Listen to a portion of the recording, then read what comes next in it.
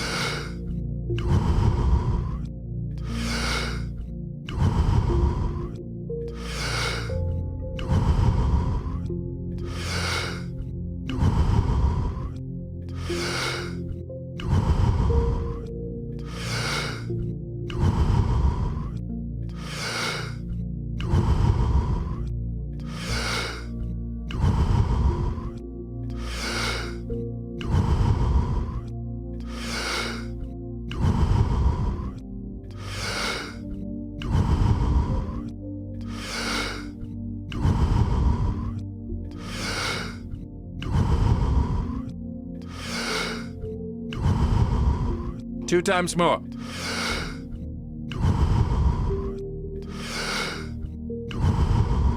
And stop.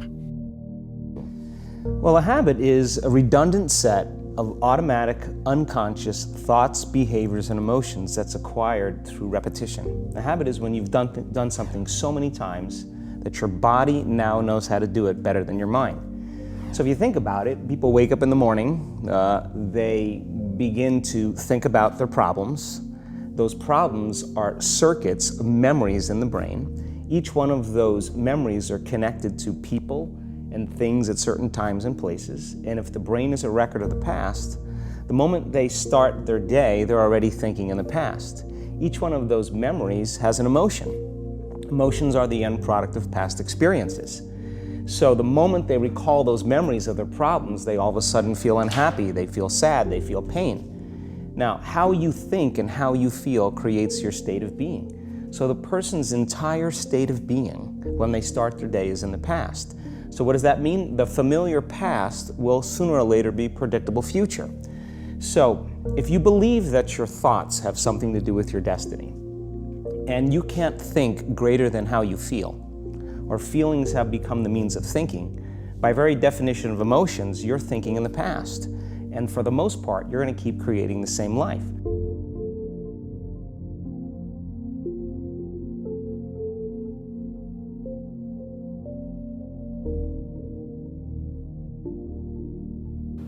Whenever you... Okay, and now fully in. And hold. And squeeze a little to the head. Because it's nice. That's oxygen in the brain. Feels good. Natural hormones released. Dopamines. Serotonins. It's all good. 10 seconds. Okay, you can let go.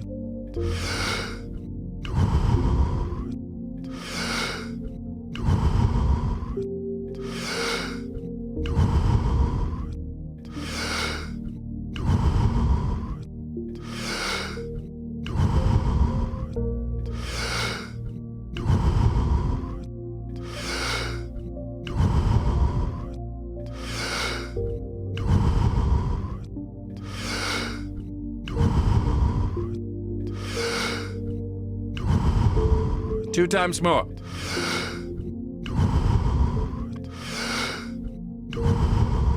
And stop.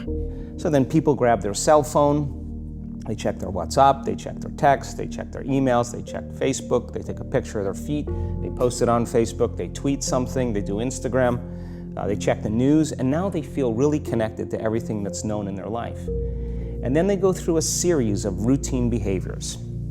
They get out of bed on the same side, they go to the toilet, they get a cup of coffee, they take a shower, they get dressed, they drive to work the same way, they do the same things, they see the same people, they push the same emotional buttons, and that becomes the routine, and it becomes like a program. So now they've lost their free will to a program, and there's no unseen hand doing it to them. So when it comes time to change, the redundancy of that cycle becomes a subconscious program. So now 95% of who we are by the time we're 35 years old is a memorized set of behaviors, emotional reactions, unconscious habits, hardwired attitudes, beliefs, and perceptions that function like a computer program. So then a person can say with their 5% of their conscious mind, I want to be healthy, I want to be happy, I want to be free. But the body's on a whole different program. So then how do you begin to make those changes? Well, you have to get beyond the analytical mind, because what separates the conscious mind from the subconscious mind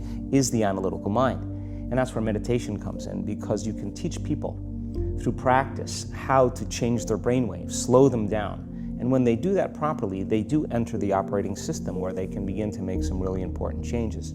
So most people then wait for crisis or trauma or disease or diagnosis. They wait for loss, some tragedy to make up their mind to change. And my message is, why wait? And you can learn and change in a state of pain and suffering, or you can learn and change in a state of joy and inspiration. And I think right now, the cool thing is that people are waking up.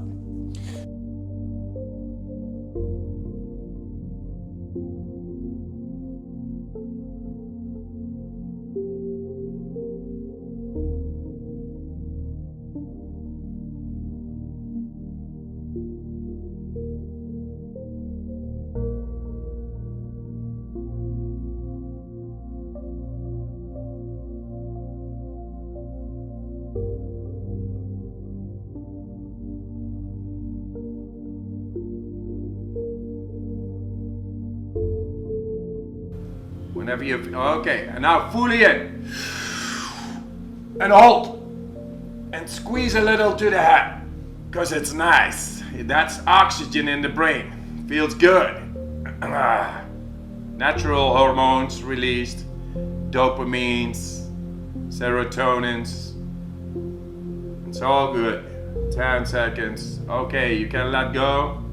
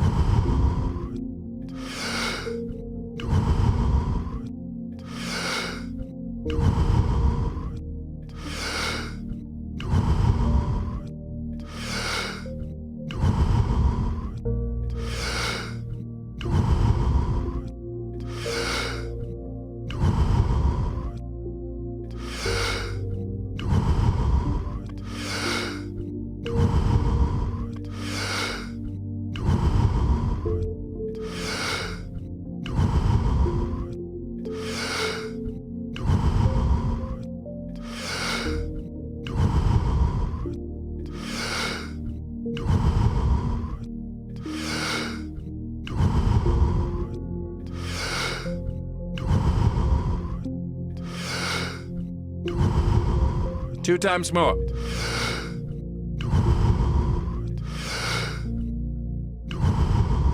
And stop. The stronger the emotional reaction you have to some experience in your life, the higher the emotional quotient, the more you pay attention to the cause. And the moment the brain puts all of its attention on the cause, it takes a snapshot, and that's called a memory. So long-term memories are created from very highly emotional experiences. So what happens then is that people think neurologically within the circuitry of that experience, and they feel chemically within the boundaries of those emotions. And so when you have an emotional reaction to someone or something, most people think that they can't control their emotional reaction. Well, it turns out if you allow that emotional reaction, it's called a refractory period, to last for hours or days, that's called a mood. I say to someone, hey, what's up? You say, I'm in a mood. Well, why are you in a mood?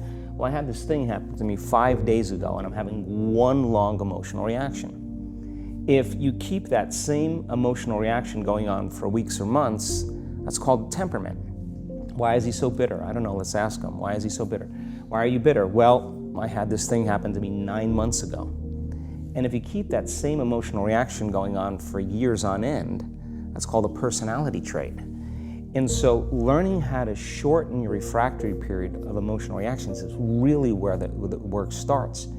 So then people, when they have an event, what they do is they keep recalling the event because the emotions of stress hormones, the survival emotions, are saying pay attention to what happened because you want to be prepared if it happens again. Turns out most people spend 70% of their life living in survival and living in stress, so they're always anticipating the worst case scenario based on a past experience, and they're literally, out of the infinite potentials in the quantum field, they're selecting the worst possible outcome, and they're beginning to emotionally embrace it with fear, and they're conditioning their body into a state of fear. Do that enough times, body has a panic attack without you. You can't even predict it because it's programmed subconsciously. So then you say to the person, why are you this way? And they'll say, I am this way because of this event that happened to me 15 or 20 years ago. And what that means from a biological standpoint is that they haven't been able to change since that event.